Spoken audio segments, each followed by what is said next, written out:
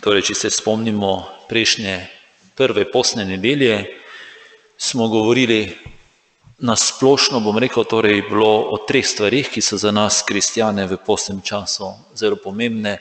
Jaz mislim, če bi zdaj vas otroke tukaj vprašal, da bi verjetno hitro vedeli, katere 3 so pomembne v postnem času. Torej, govorili smo o postu, o molitvi, pa o dobrih delih, torej o delih usmiljenja do drugih. Govorili smo o priložnosti prejšnjo nedeljo, da si zadanemo postno akcijo, torej da bi izmed vseh teh 3 vidikov si zadali eno stvar, da bi morda kakšen trenutek več časa namenili Gospodu, kaj dobrega drugim storili, pa se čemu odpovedali. No, danes bi malo bolj poglobljeno razmišljali o odpovedovanju.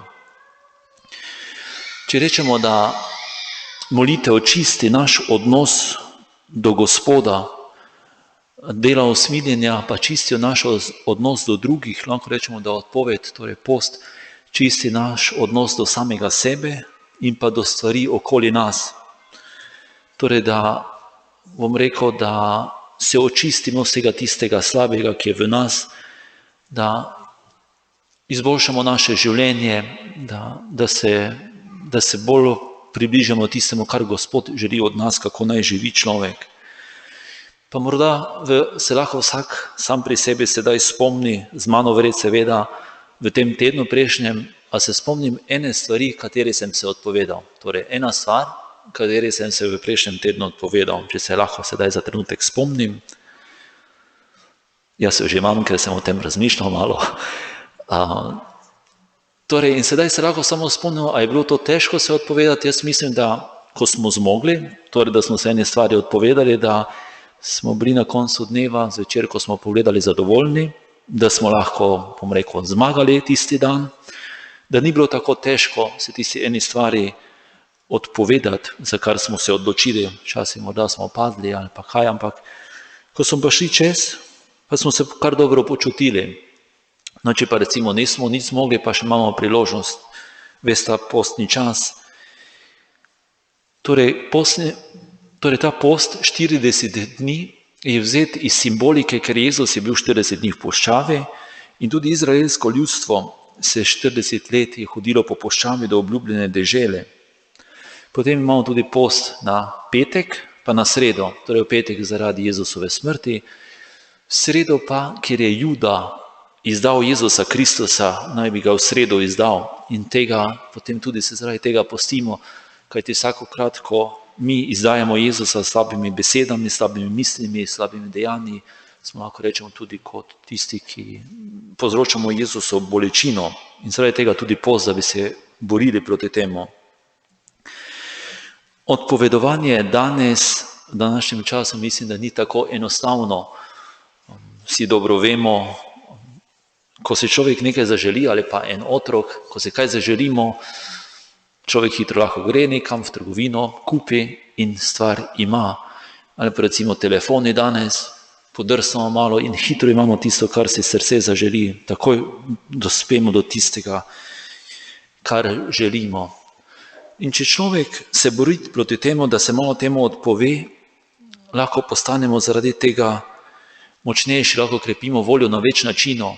Naprimer, en takšen primer bi bil, to je zelo taki konkretni, da smo žejni, naprimer, pa morda, 15-20 minut potrpimo, ne gremo takoj piti, se dobro, tiste 10 minut ne bomo dehidrirali, ampak s tem krepimo našo voljo tudi za druge stvari, da ni vse takoj, kot si mi želimo, da bi takoj vse dobili.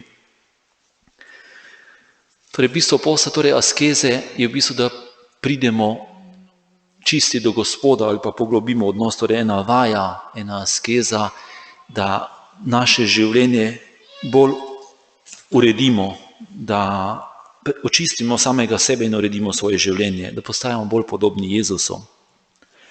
3 stvari, ki lahko pri postu izboljšamo s postom, recimo izboljšamo zdravje. Če se otroci odpoveste sladkarijam, morda boste šli manj k zobozdravniku, ne bo toliko bolečine.